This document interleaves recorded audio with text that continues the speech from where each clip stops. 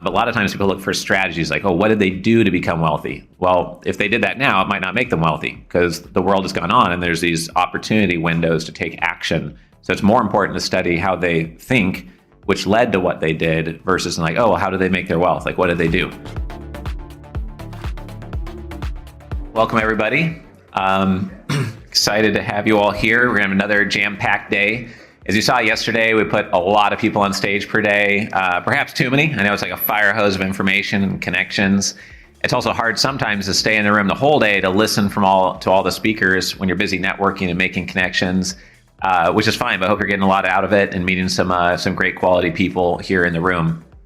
Part of the trick to our community is we don't sell a single event ticket. We had hundreds of people say, can I come to one event for free, or can I just pay for one event? And we just say, nope, sorry. Other people do that, but we're more of a community and membership based, and we didn't sell a single event ticket. So that's partially how we create the community. What I want to talk about today is our pro athlete interview series and our billionaire interview series and some of the core mental models that seem to be central to their success. We've interviewed 65 pro athletes on stage now and over Zoom and in person, and we've interviewed 45 billionaires as well. And what's interesting is that those people didn't get there just based on actions. To take unique actions, they needed to have something unique in their mind, obviously, to begin with, right? All the actions derive from some mental model they have, like Munger says that we should be collecting. And so it's interesting that in the books authored by billionaires, there's 245 of them, not written on billionaires, but authored by them. And in those books, over and over and over again, they say it comes down to grit, doing what people said was impossible, breaking the mold, not following what everyone else is doing, et cetera. And then they go over some of the mental models, but so often they point out in their own books that it comes down to how they think is obviously what led to them acting differently. So it's pretty basic and common sense when you think about it. But a lot of times people look for strategies like, oh, what did they do to become wealthy? Well, if they did that now, it might not make them wealthy because the world has gone on and there's these opportunity windows to take action. So it's more important to study how they think, which led to what they did, versus like, oh, how did they make their wealth? Like, what did they do? Because that framework is not as helpful or adaptable, applicable to what you're doing, perhaps. So that's what we're going to cover here. If you missed my talk at the end of day yesterday, I presented on the 5 artificial intelligence tools that are included with your membership and you can get access to. So talk to Jennifer if you need access to that at our registration desk, or any of our team, really. The most popular one so far has been Dewey, our due diligence tool. You can upload a pitch deck to it and it will instantly look over the whole deck to look for red flags, missing things, read over a PPM, tell you some top risks you may not have identified, and suggest questions that you should be asking during the due diligence process. Or you can tell it what you're doing during due diligence, and it will give you extra steps to take. And it saves some of our investors hours and hours of time just over the last couple of weeks. The other tool we mentioned related to this talk is our Billionaire Collective Intelligence tool, where we took 986 public talks of billionaires, fed them into an AI tool, and you can ask questions about things. You can present your scaling strategy to it, your challenges, top mistakes that billionaires say you should not make in their talks, et cetera. And you can get feedback and coaching from all these billionaires, and it will quote the billionaires who are giving the advice in the replies, and you get instant feedback from it. So we had someone just yesterday, an investor, saying that the Billionaire AI tool is becoming their new best friend because they're chatting with it so often. And there's no other tool like that out there if you want to bounce ideas off of a AI model specifically trained to give you billionaire insights, not random insights from GPT, which is muddled from 300 million humans feeding things into it daily that may not be as successful as billionaires, obviously. So here's a few of the things. Just like I started out yesterday, any event you go to for the rest of your life, any community really should conduct full due diligence on anyone you meet. Doesn't matter if they're a sponsor or they say they're a partner or a friend of ours or a long-term member. You should always conduct full due diligence and take the careful approach before partnering with someone or investing. I covered this already. Stacking mental models is a big benefit from being at the event, not just ideas coming from this presentation, but just throughout the whole event. So the first one here is about second order thinking about when AI becomes more mainstream and it replaces X% of white collar jobs, what will that result in? What is the next layer of effect that will result in? What are the second order and really seventh and eighth order effects of what's happening in the supply chain industry, or it doesn't have to be related to AI at all, but just thinking down the line and then positioning yourself so that something that, like the founder of Under Armour says, if you see something as inevitable and you don't know whether it's going to take 7, 10, or 12 years, we'll just work on expediting the inevitable, and then you'll be ahead of the trend and on trend and being confident in that, even if it doesn't pay off in the first year you do it. But over the midterm, it's going to be amazing for your business. Then they invest heavily in areas like that. Second one is just being anti-herd. Like if someone is in a meeting and they say, oh yeah, that's how everyone does it, we need to do it that way, their hair goes up and they almost instantly reject that idea. Or if somebody says, no, we can't do it, the industry best practice is this, they lean forward and want to challenge that. And so Larry Connor was on stage. He grew a $5 billion real estate portfolio. We did a Billionaire fireside chat with him at our last event. He's been in outer space, he's been to the bottom of the deep sea in a submarine. And he said that when he got into the apartment building business, he hired people from the industry, and they were so restrained with how they were trained, he never did that again. He only hires outsiders to run his properties, because a normal maintenance technician at a multifamily property will handle 4 to 7 tickets a day. They handle 24 tickets per day with one technician, because they break assumptions. They don't work off of how the industry works, how everyone says is the best practice. And because of that, they have a better NOI and they run it like a business, not like a real estate manager.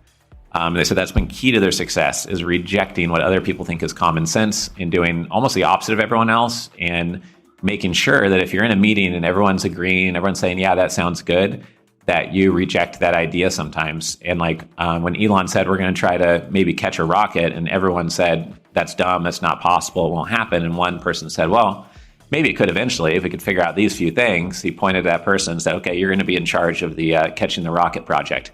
Because everyone else just rejected it as impossible to do.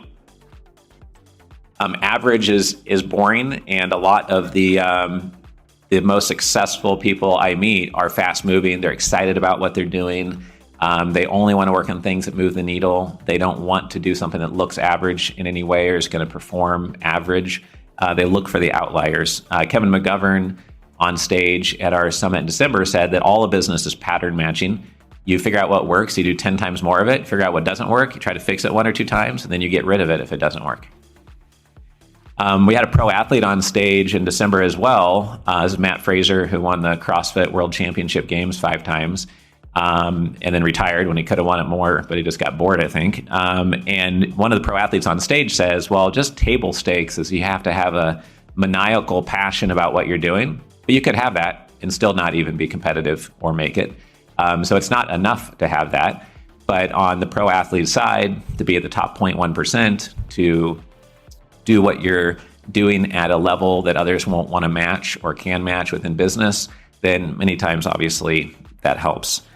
Arnold Schwarzenegger is an example of that. I read his book to my daughters. We read it together. And he said in the book that his real secret was that he enjoyed every minute of the working out. He loved it. And he'd work out with his bodybuilding partners in the morning for 2.5 hours, which is the standard amount to work out. And then he would work out with different partners in the afternoon for another 2.5 hours, because no one partner wanted to work out 5 hours a day. But he did, and he did twice as much work and enjoyed it much more than other people, and then crushed everybody because of that. And then when everyone said, we can't even understand what you're saying, you don't speak English very well, and no one can pronounce your last name, you should change it. And they laughed in his face when they said that he wanted to be an actor, and he turned down bodyguard and dance club bouncer roles. He said, no, I'm going for the leading man roles. And then he became the highest paid actor in planet Earth for a while there. And so that determination and the crystal clear vision is something that I've seen within a lot of the billionaire books we've read and interviews. Another example of it is the Home Depot founders. They wrote this book, Built from Scratch, which I definitely recommend. And they talked about it as just an exciting adventure. Others see it as like, oh, they work so hard, all they do is work, or oh, that takes so much work, I would never want to do that. To them, it was like an exciting adventure, and they had fun working on it. So others could judge it as too much hard work, but if you love what you're doing and you're excited about it, then maybe it doesn't feel so much like work compared to others. I saw someone recently who's definitely a centimillionaire. I don't know if they're a billionaire or not, or they say that publicly, but they said that they try to treat doing business like being a lion. They try to be relatively calm and thoughtful, but then every now and then they put an enormous amount of energy into launching a project, scaling something, getting something done that's worth their time to really chase. And then the other times they're reserving their energy and preserving it. And I've seen that in several cases as well. Peter Thiel says extreme focus is a superpower.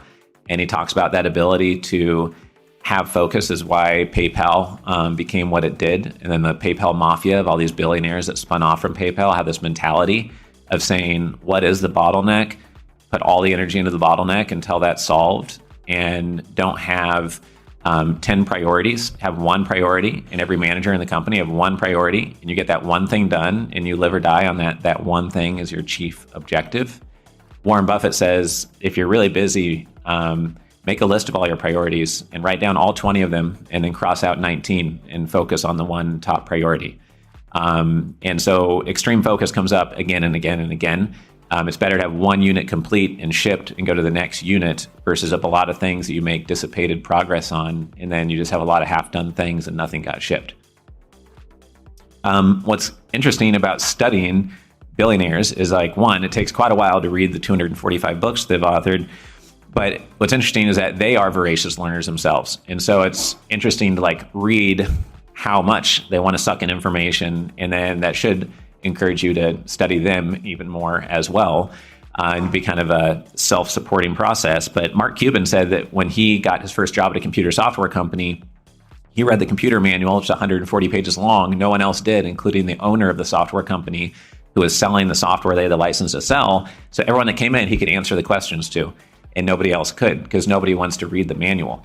And that's something that Larry Namer, I didn't have a chance to ask him that question, but I read his book, and yesterday we did the fireside chat with him, and he said in his book, no one else read the manuals. He would just simply read the manual, and then he would have the technical expertise and the knowledge that other people didn't have through that simple act, because no one wants to do the hard work. Everyone wants the shortcut, the easy way, the lazy way.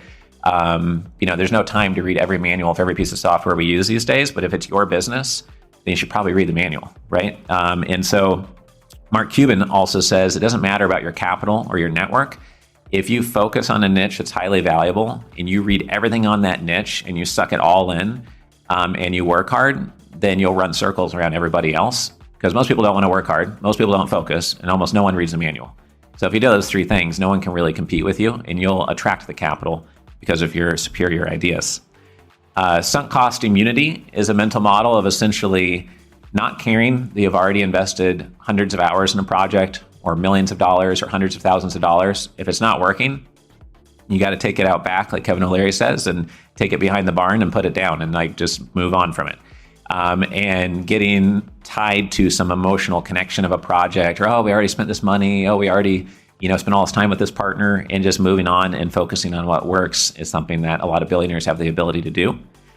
Which is slightly different from mental liquidity and the ability to be fluid of going into a meeting and thinking, oh, probably we should go this way. And in the meeting, you get clear feedback that you should go the other way, and the data supports that.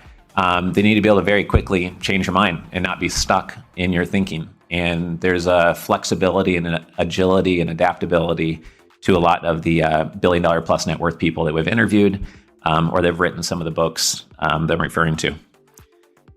David Rubenstein here is someone that we're trying to interview right now. We have a couple leads into him, including his PR right-hand man who's been with him for 17 years. But if anyone's friends with him, would love to interview him next. But he's super productive. He's always moving. He doesn't watch TV. He tries to read, a couple books every single week.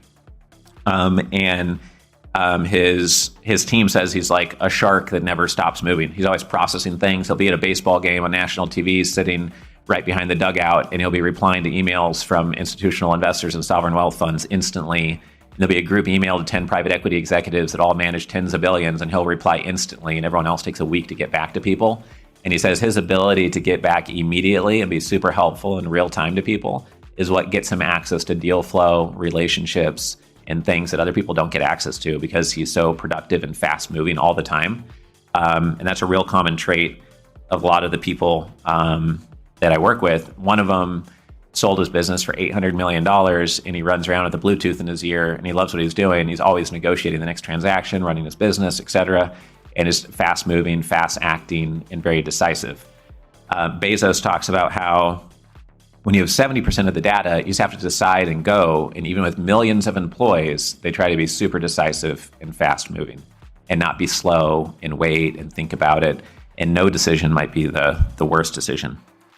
We interviewed Tony Robbins, many of you know, because of someone in the room that helped us get that done. So we appreciate that. If you know anyone else, they don't need to be famous. It's actually almost better if they aren't, because they don't have 100 gatekeepers and it won't take weeks of follow-up. We love to interview via a Zoom call or on stage, but we can do an interview via email. We can do an interview via audio message, which is what Tony Robbins did. He just recorded his answers and sent it to me on his iPhone, and then we got the interview done. But Tony Robbins talked about the power of this community, which is the power of proximity. When you're around other people that are raising tens of millions a year or are worth tens of millions of dollars or $100 million plus, or if you fill your brain with 120 books written by billionaires, or play with the Billionaire collective intelligence tool, and you're having ideas come into your brain directly from billionaires and not mass media about the latest thing that was done in politics, et cetera, then what do you think that's going to do to your brain and where your focus is and what you're going to notice in the world and what you're going to be taking action on, right? It's going to affect you. Controlled chaos is having a lot going on, and you knowing that's okay. Not everything is going to work that you try, but you're trying many different things as experiments, and then you're pattern matching that and doubling down or 10x down on what's working. And we see that really commonly among the $1 billion plus families. And then the last idea here is just that a lot of people think like, oh yeah, well, they're really well known, so of course they have this massive advantage because they have all this capital. They have all this credibility or this huge network. What I found is that they don't put up with bad partners or bad employees. They expect excellence around them. They have access to capital. They have a better reputation. They see deals first. And all of these 10 things on top of each other stacked is not 1 + 1 + 1. It's really multipliers. And so it's just exponential because at each layer, they're stacking these advantages. And the more you can stack those same advantages for yourself, then probably the better things will go. So here are my top 10 books that I recommend you read. 9 of the 10 are on Audible, in case you want to get through them easily while traveling. These are books all authored by billionaires that are, in my opinion, pure gold for most of us here in the room. I do have a list of all 245 books. If anyone wants that, then you can talk to Jennifer out front or our team members, and we'll send you the PDF.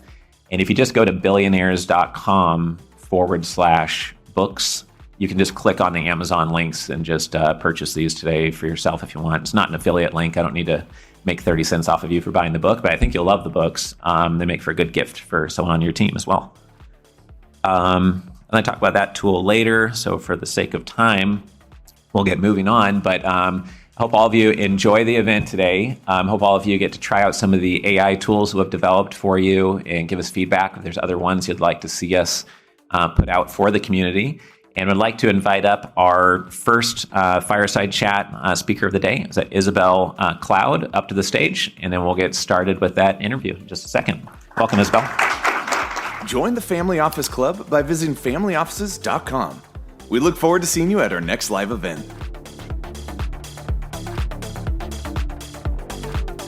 If you are a founder, raising capital, developing real estate, or you're an investor, would love for you to get involved in the Family Office Club. I've run this community for 18 years now. We've hosted 300 live events. We have 17 million social media group members and followers.